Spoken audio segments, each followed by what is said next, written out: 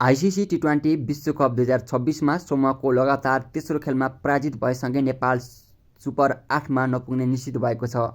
नेपाल स्कटल्यान्डसँगको समूह सीको अन्तिम खेलअघि नै सुपर 8मा नपुग्ने निश्चित भएको हो। यसअघि इङ्ल्यान्डसँग 4 रन र इटालीसँग 10 विकेटले पराजित भएको नेपाललाई आइतबार वेस्ट इन्डिजले 9 विकेटले पराजित गरेको छ। लगातार 3 जित निकालेको वेस्ट इन्डिज भने सुपर 8मा पुगेको छ। यसअघि उसले स्कटल्यान्ड र इङ्ल्यान्डलाई हराएको थियो।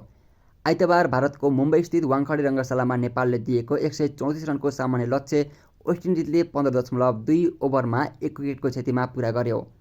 उसका लागि कप्तान साई होपले अर्धशतक प्रहार गरे। उनले नटआउट 61 रन बनाउने क्रममा 44 बलमा 5 चौका र 3 छक्का प्रहार गरेका थिए। सिमरन हिटमायरले नटआउट 46 रन बनाए। उनले 32 बलमा 4 चौका सहित 2 छक्का प्रहार गरेका थिए।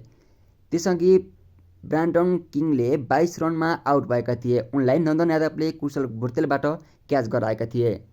त्यसअघि टस जितेको वेस्ट इन्डिजले बोलिङ रोजेपछि पहिले ब्याटिङ गरेको नेपालले 8 विकेटको क्षतिमा 133 रन मात्र जोड्न सक्यो। नेपालका लागि दिपेन्द्र सिंह एरीले अर्धशतक प्रहार गर्दै नेपाललाई आश दिलाएका थिए। अन्तिम ओभरमा आउट हुनुअघि उनले 58 रन बनाएका थिए। खराब सुरुवात गरेको नेपालका लागि दिपेन्द्रले अर्धशतक महत्त्वपूर्ण साबित हुन पुग्यो। नेपालका लागि टी20 विश्वकपमा दोस्रो अर्धशतक बनाउने खेलाडी बनेका छन् दिपेन्द्र सिंह एरी। दिपेन्द्रले 47 बलमा 3 चौका र 3 छक्का प्रहार गर्दा नेपालको आश पलाएको थियो। यो नेपालको विश्वकपमा 12 वर्षपछि अर्धशतक हो। यसअघि सन् 2014मा नेपालका लागि सुभाष खकुरेलले अफगानिस्तान विरुद्ध अर्धशतक प्रहार गरेका थिए। नेपालको सुरुवात राम्रो भने हुन सकेन। पहिलो ओभरमै कुशल भुर्तेल अकिल हुसेनबाट बोल भए। 3 बल खेलेका भुर्तेलले 1 रन मात्र जोड्न सके। वेस्ट इन्डिज विरुद्ध खेलेका यसअघिका 3 टी20 खेलमा पनि भुर्तेलले अकिलकै शिकार बनेका थिए। एकदमै दबाव खेलेको नेपाल तेस्रो ओभरमा कप्तान रोहित कुमार पौडेललाई 5 रनमा गुमायो। अर्को ओभरमा आसिफ शेख फाइन लेगको फिल्डर क्याच भए। उनले 10 बल खेल्दा 2 चौका प्रहार गर्दै 11 रन जोड्न सकेका थिए। लगातार विकेट गुमाएको नेपालले 6 ओभरमा 3 विकेट गुमाउँदा 22 रन मात्र जोड्न सक्यो। त्यसपछि पनि नेपालको विकेट जाने क्रम रोकिएन। 7औं ओभरमा होल्डरले नै आरिफ शेखलाई मिड विकेटमा रहेका फिल्डरबाट समातिए। आरिफले 8 बल खेल्दा 2 रन मात्र बनाउन सके। त्यसपछि केही टिकेका लोकेश बमले 15 बल खेलेर 13 रन जोडे। उनले सामर जोसेफको विकेट पछाडि साई होपबाट क्याच गराए। लोकेशले 2 चौका प्रहार गरेका थिए। गुलसन झा आजको खेलमा पनि चल्न सकेनन्। उनी 15औं ओभरको अन्तिम बलमा बोल्ड भए।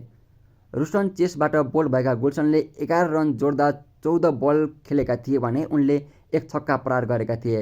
उनले दिपेन्द्र सिंह एरीसँग छैटौँ विकेटका लागि 27 रनको साझेदारी गरे। त्यसपछि दिपेन्द्र र सोमपाल कामेले केही राम्रो ब्याटिङ गरे। सोमपालले 18औं ओभरमा जेसन होल्डरलाई लगातार 3 चौका प्रहार गर्दा नेपालले ओभरको 16औं रन जोडेको थियो भने 100 रन कोटाउन सफल भएको थियो। 19औं ओभरमा पनि नेपालले सामर जोसेफलाई 18 रन प्रहार गर्यो। यो ओभरमा दिपेन्द्रले सामरलाई 2 छक्का प्रहार गरेका थिए। अन्तिम दिपेन्द्र आउट हुनुअघि उनीहरूबीच 7औं विकेटका लागि 54 रनको साझेदारी भएको थियो, जसले नेपाललाई राहत मिल्यो। सोमपालले नटआउट 26 रन बनाए। सोमपालले 15 बलमा 4 चौका प्रहार गरे। अन्तिम बलमा आउट भएका करण केसीले 1 रन मात्र बनाउन सके। आजको खेलसँगै सोमपाल नेपालका लागि 3 वटा विश्वकप खेल्ने एक्ला खेलाडी बनेका छन्। यसअघि सोमपालले 2014-24 को विश्वकप खेलेका थिए।